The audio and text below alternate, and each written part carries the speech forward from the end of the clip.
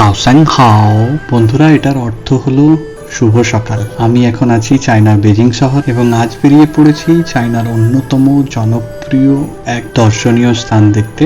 আজ আমি যেখানে যাচ্ছি সেখানে সম্রাটের অনুমতি ছাড়া ভেতরে প্রবেশ করা যায় না। ভাবছেন তো কিভাবে যাব তাহলে? আসলে কথাটা সত্যি হলেও এটা এখনকার জন্য উপযোগী না। আসলে আমি আজ চলেছি চায়নার নিষিদ্ধ নগরী ফরবিডেন সিটি অফ চায়না দেখতে। এক সময় যেখানে চীনের সম্রাট ছাড়া কারোর অনুমতি নিয়ে প্রবেশ করা যেত না, যেখানে বসবাস করতেন শুধুমাত্র সম্রাট এন্ড তার আত্মীয়রা।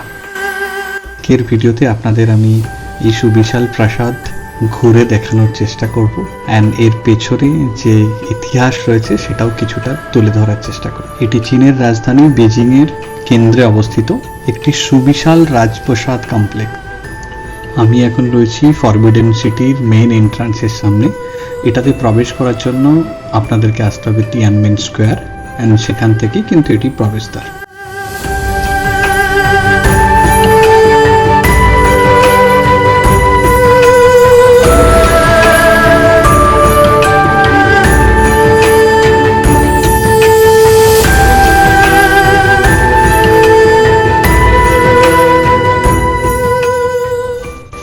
আপনারা দেখতে পাচ্ছেন যে কি সুবিশাল এই গেট। তিয়ানমেন স্কোয়ার থেকে ঢুকেই যে মূল প্রবেশদ্বার আছে সেটা ক্রস করে এগোলে সামনে আরেকটি প্রবেশদ্বার অ্যান্ড সেটা ক্রস করলে দেন সামনে আসবে মেরিডিয়ান গেট, যেটা হলো মেইন এন্ট্রান্স ফরবিডেন সিটির।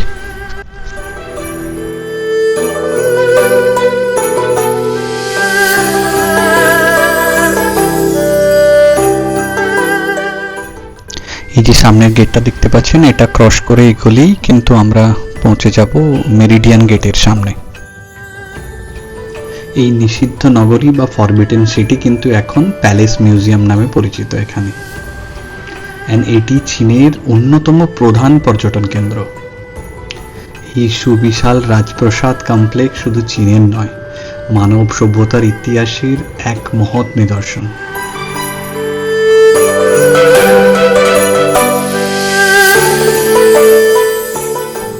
চলুন সামনের দিকে এগিয়ে যাওয়া যাক। সামনের দিকে কিছুটা এগোলে আমরা এখানে প্রবেশ করার জন্য যে টিকিট কাউন্টার সেটা পাবো, সেখান থেকে আমি একটা টিকিট নিয়ে নেবো এন্ড দেন ভেতরে প্রবেশ করব।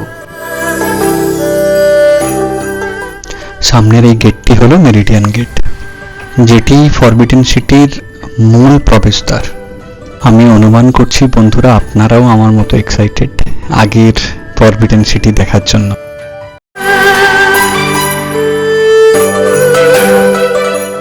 এখনই নিষিদ্ধ নগরীর ব্যাপারে কিছু তথ্য ইতিহাসের পাতা থেকে।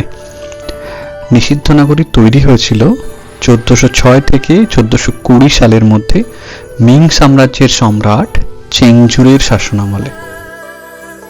প্রায় 10 লক্ষেরও বেশি শ্রমিক এবং কারিগরের অক্লান্ত পরিশ্রমে নির্মিত এই রাজপ্রাসাদ। চীন দেশের 24 জন সম্রাট এখানে কিন্তু বসবাস করেছেন।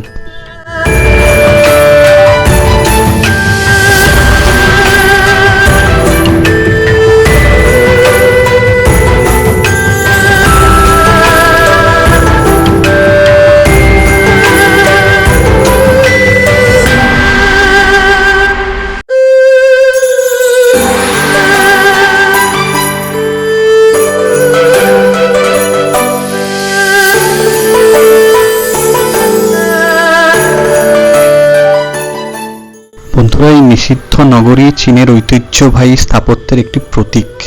এটি 72 হেক্টর জমি জুড়ে বিস্তৃত। এতে রয়েছে 980টি ভবন ও 8700 কক্ষ। চীনের সংস্কৃতিতে 9 সংখ্যাকে সৌভাগ্যের প্রতীক হিসেবে ধরা হয়, তাই প্রাসাদের অনেক স্থানে কিন্তু এই সংখ্যার ব্যবহার লক্ষ্য করা যায়।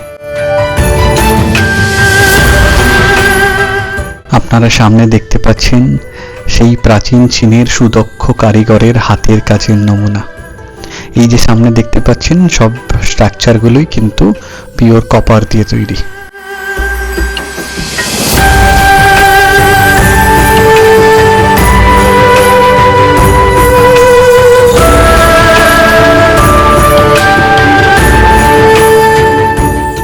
এই সুবিশাল প্রাসাদ শুধু কিন্তু চীনের রাজনীতির পরিচয় আনে না, আনে ধর্মের এবং সংস্কৃতির। এটি কনফুসিয়ান চিন্তাধারার মাধ্যমে তৈরি একটি শৃঙ্খলা নির্ভর সমাজ কাঠামোর প্রতিফলন। তখনকার সম্রাটের দৈনন্দিন জীবনধারা, তার মন্ত্রিসভার গুরুত্বপূর্ণ সভা এবং রাজকীয় অনুষ্ঠানগুলো কিন্তু এখানেই অনুষ্ঠিত হতো। এই সুবিশাল প্রাসাদের মধ্যে দিয়ে চলতে চলতে মনে হবে যেন কোনো এক প্রাচীন চীনের এক নতুন জগতে ঢুকে পড়েছেন। আপনাকে সময়ের কল্পনায় 600 বছর আগের সাম্রাজ্যিক জীবনের ছবি আঁকতে সাহায্য করবে এখানকার প্রতিটি প্রাসাদ। দেখতে দেখতে আপনার মনে হবে যে যেন আমি হারিয়ে গেছি, আমি সেই 600 বছর পুরনো দিনে ফিরে গেছি।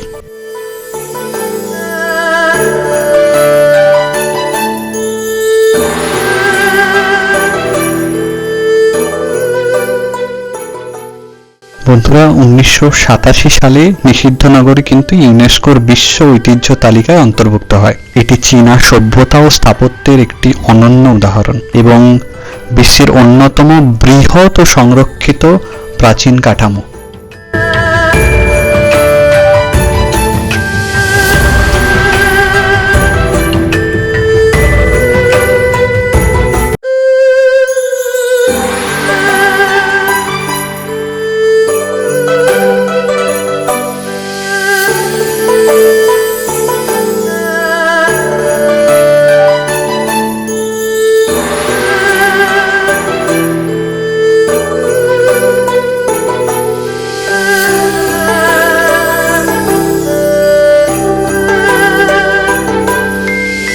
চীনের ঐতিহ্য, চিত্রকলা, সিরামিক এবং রাজকীয় ব্যবহার্য সামগ্রীর এক বিশাল সংগ্রহশালা এখানে গড়ে ওঠে।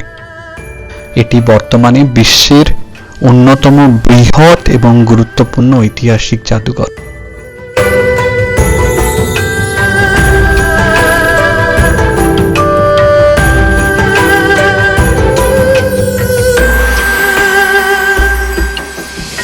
এই নিষিদ্ধ নগরীর প্রতিটি ইট, প্রতিটি দরজা যেন বলে যায় এক প্রাচীন চীনের গল্প।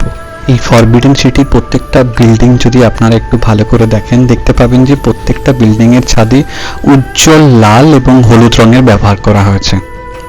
হলুদ হলো চীনের সম্রাটের প্রতীক। এই কাঠের বিশাল কাঠামোকে আগুন থেকে রক্ষা করতে বিশেষ ধরনের এক প্রতিরোধক পদার্থ কিন্তু ব্যবহার করা হয়েছিল।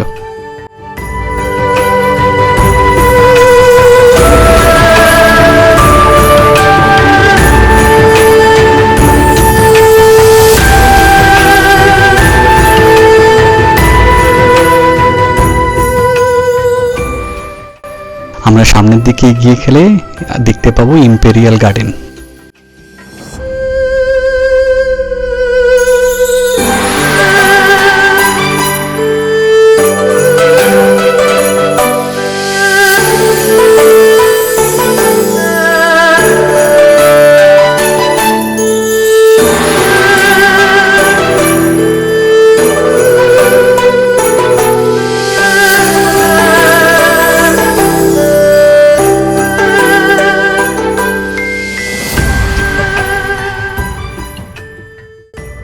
এই ইম্পেরিয়াল গার্ডেন দেখে কিন্তু মনে হয় যেন এক স্বর্গীয় গার্ডেনে এসে উপস্থিত হয়েছে।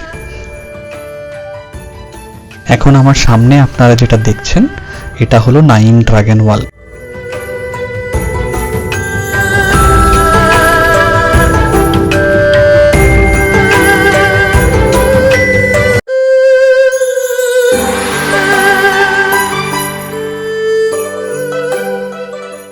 তখনকার চীনের সুদক্ষ কারিগরের হাতের কাজ দেখলে সত্যিই বিস্ময় হয়ে যেতে হয়।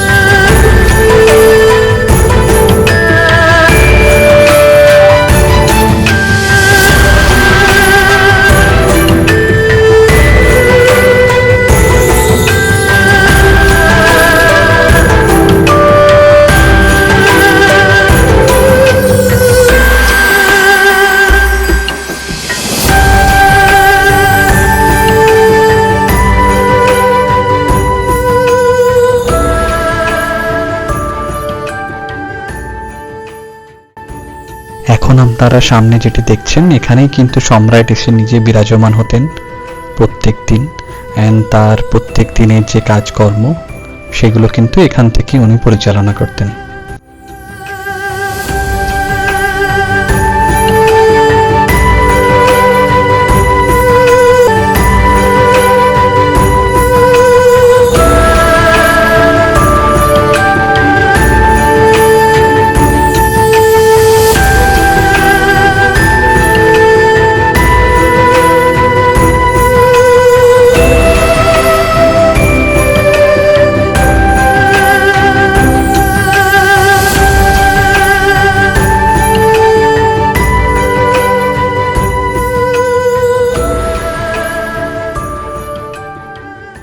যখন পায়ে হেঁটে এই প্রাসাদ দেখতে শুরু করলাম, তখন মনে হচ্ছিল যেন কোথায় হারিয়ে গেছি, কোথায় শুরু কোথায় শেষ কিছুই বোঝা যায় না।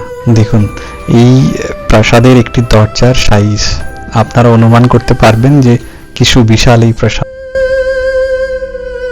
এই সুবিশাল প্রাসাদের কিছু আলোকসজ্জা আপনাদের জন্য।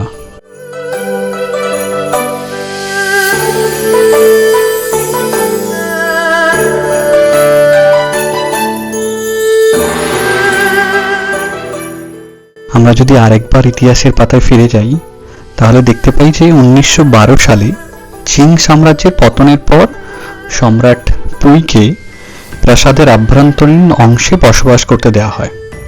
তবে 1924 সালে তাকে প্রাসাদ ত্যাগ করতে বাধ্য করা হয়। এরপর নিষিদ্ধ নগরী ঐতিহাসিক স্মৃতিস্তম্ভে পরিণত হয় এবং 1925 সালে এটি আনুষ্ঠানিকভাবে প্যালেস মিউজিয়াম নামে খোলা হয়। তো সেই মিউজিয়ামের কিছুটা পার্ট আমরা এখন দেখতে পাচ্ছি।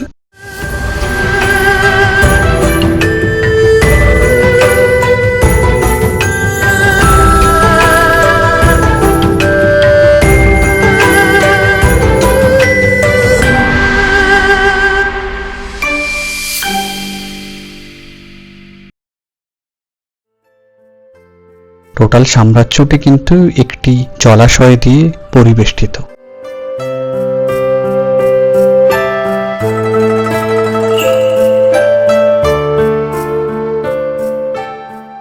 চলুন এখন দেখি এই ফরবিডেন সিটির বাইরে যে জলাশয় রয়েছে সেটি ধরে হেঁটে কেমন লাগে দেখতে এই ফরবিডেন সিটিকে।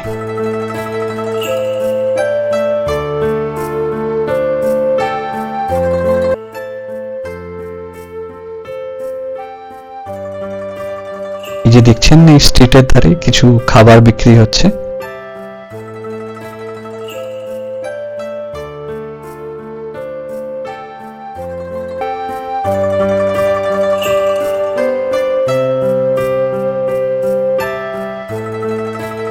এখন এই সামনের রাস্তাটি ক্রস করে ওই পারে গেলেই কিন্তু আমরা সেই জলাশয় পাবো।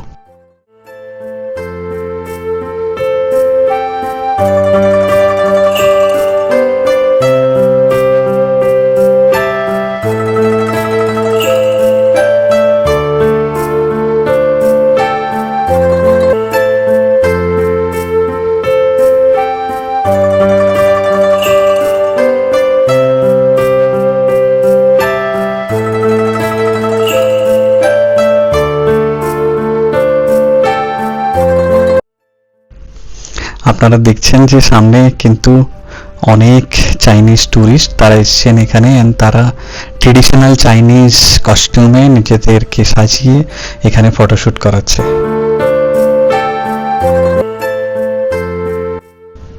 ওনাদেরকে দেখে কিন্তু সত্যিই মনে হচ্ছে যেন পুরনো দিনের চীন আজকে আমার কাছে জীবন্ত।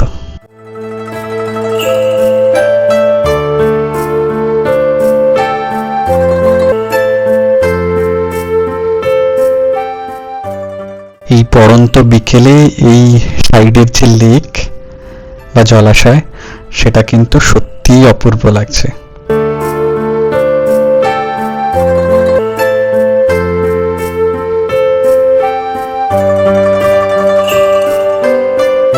এখানে আপনাদের একটা তথ্য দিয়ে রাখি বন্ধুরা, যদি আপনারা এখানে আসতে চান তো কিভাবে আসবেন সেটা নিয়ে একটু বলবো আপনাদের।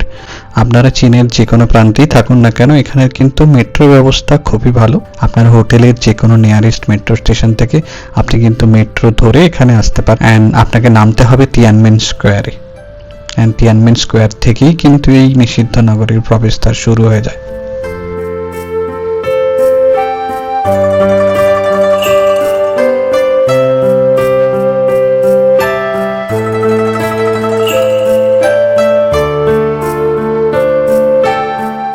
পুরো নিষিদ্ধ নগরী বা ফরবিডেন সিটি আপনাদের দেখতে কিন্তু একদিনের সময় লাগবে। একটা সারাটা দিন পুরোটাই এখানে চলে যায়, কারণ পুরো প্রাসাদটি কিন্তু দেখতে হয় পায়ে হেঁটে। এখানে কিন্তু অন্য কোনো ব্যবস্থা নেই।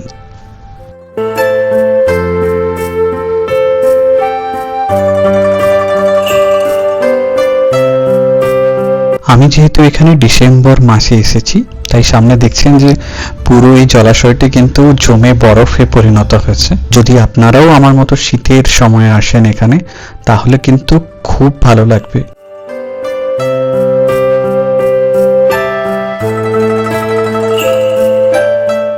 চেষ্টা করবেন জানুয়ারি মাসের মিড থেকে ফেব্রুয়ারির স্টার্টিং পর্যন্ত এখানে না আসার জন্য। চাইনিজ নিউ ইয়ারের জন্য কিন্তু এখানে চায়নার আভ্যন্তরীণ যে ট্যুরিস্ট আছেন তাদের প্রচণ্ড ভিড় থাকে। তো আপনি এই সময়টুকু ছেড়ে অন্য যে কোনো টাইম এখানে আসতে পারেন।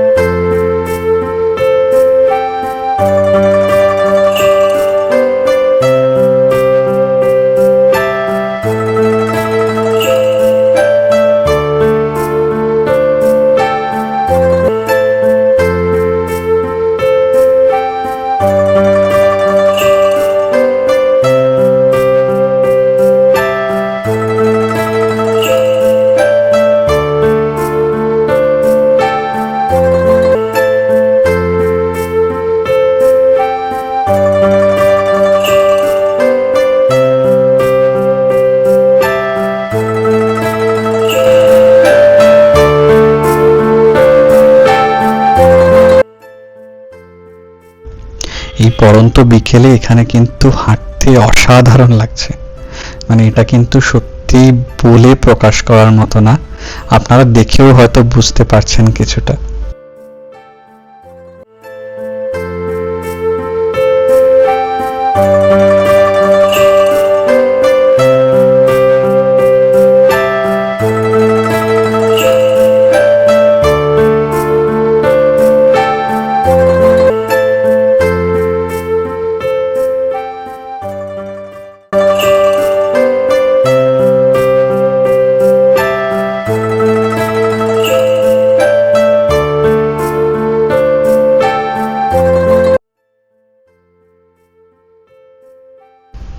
আমি জানি না স্ক্রিনে কতটা আপনারা ফিল করছেন, বাট এখানে দাঁড়িয়ে এই পড়ন্ত বিকেলে হেঁটে এই প্রাসাদ দেখার যে অভিজ্ঞতা, সত্যিই সেটা ভোলার না।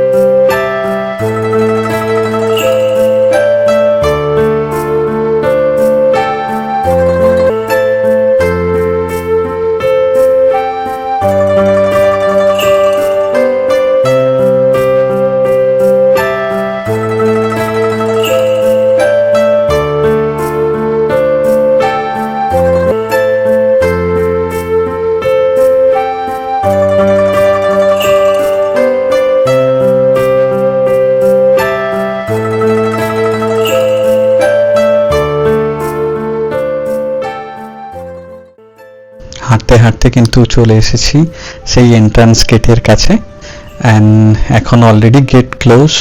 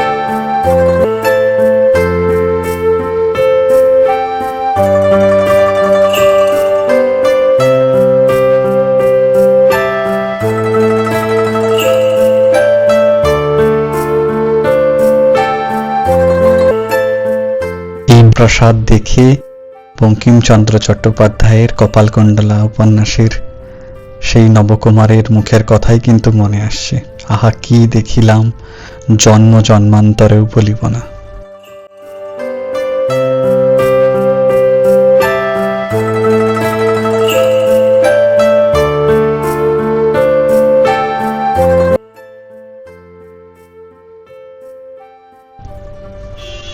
আজকের ভিডিওটি আপনাদের কেমন লেগেছে বন্ধুরা অবশ্যই জানাবেন, অ্যান্ড যদি ভালো লাগে তাহলে কমেন্ট, লাইক অ্যান্ড শেয়ার করবেন।